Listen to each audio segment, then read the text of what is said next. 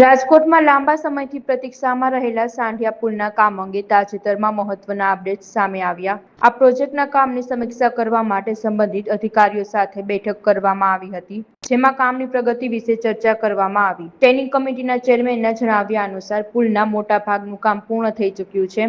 હાલમાં માત્ર થોડા દિવસોનું કામ બાકી છે, જેનો ફાઇનલ રિપોર્ટ પણ ટૂંક સમયમાં મળી જશે। ત્યારબાદ એકવાર સ્થળની વિઝિટ કરી લેવામાં આવશે અને આગામી 2 થી 3 દિવસમાં પુલનું લોકાર્પણ કરી તેને લોકો માટે ખુલ્લો મૂકવામાં આવશે। સાંઢિયા પુલમાં અધિકારીઓ સાથે ચર્ચા કરી છે। થોડોક જ દિવસનું કામ બાકી છે, એમનો ફાઇનલ રિપોર્ટ આવી જાય કામનો પાછા એકવાર અમે વિઝિટ કરવા જવાના છીએ અને વિઝિટ કર્યાના થોડાક જ દિવસમાં સાંઢિયા પુલનું ખાતમુહૂર્ત થઈ જાય, લોકાર્પણ થઈ જશે।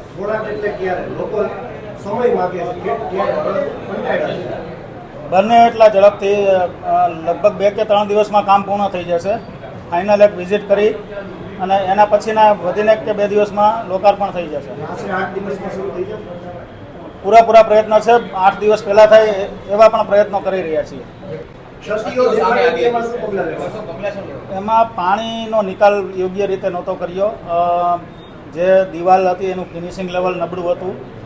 એ બધું સંપૂર્ણપણે અત્યારે લગભગ 80% કામ થઈ ગયું છે। એ આપણને ફાઇનલ રિપોર્ટ આપે કે કામ અમારો લેવલથી પૂર્ણ થઈ ગયું છે, પછી ફાઇનલ અમે એકવાર વિઝિટ કરશું, પછી બને એટલું ઝડપથી આપણે લોકોની સુખાકારી માટે લોકાર્પણ કરશું। પુલમાં પાણી નિકાલ માટેની વ્યવસ્થા ભૂલાઈ જાય તો માત્ર નોટિસથી ચલાવી લેવાશે કે બ્લેકલિસ્ટ કરાશે? ના, જરૂર પડે તો બ્લેકલિસ્ટ પણ કરશું, પણ એકવાર વોર્નિંગ આપી છે અધિકારીઓને અને એજન્સીને।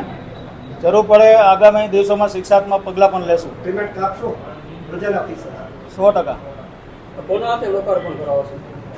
ડેપ્યુટી સીએમ સાહેબ સાથે બંને સાથે વાત ચાલી રહી છે।